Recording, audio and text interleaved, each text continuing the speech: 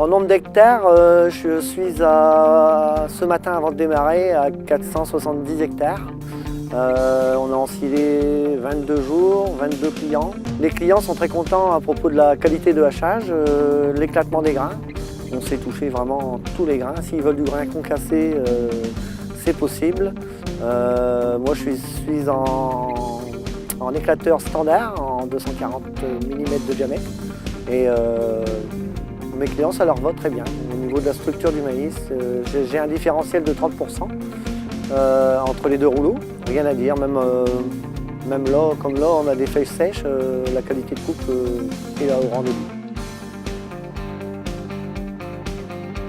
Avec cette machine-là, on arrive plus facilement à toucher le grain et à garder un produit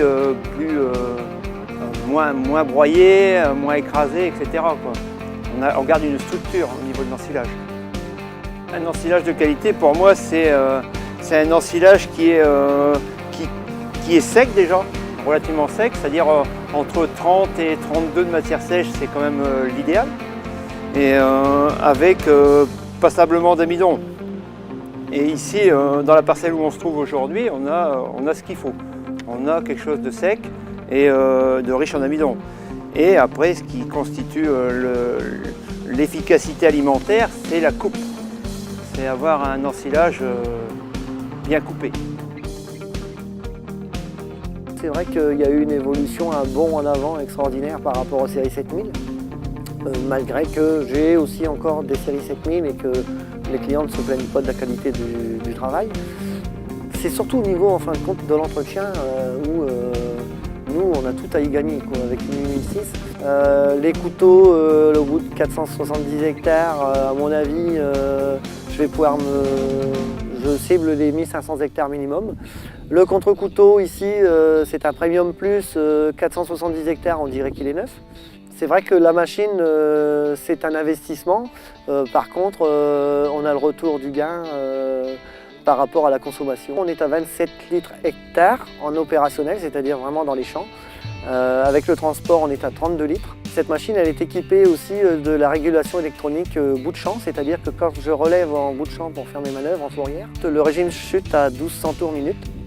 Et même quand je change de benne ou si j'arrête mes baies.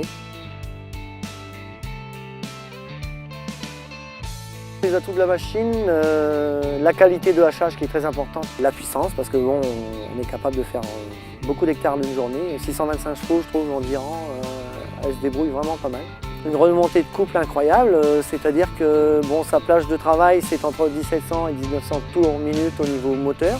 Là, elle est à 625 chevaux tout le temps.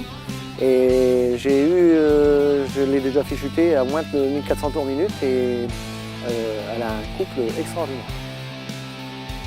Par rapport à la concurrence, elle a des similitudes, mais avec toujours quand même quelque chose en plus.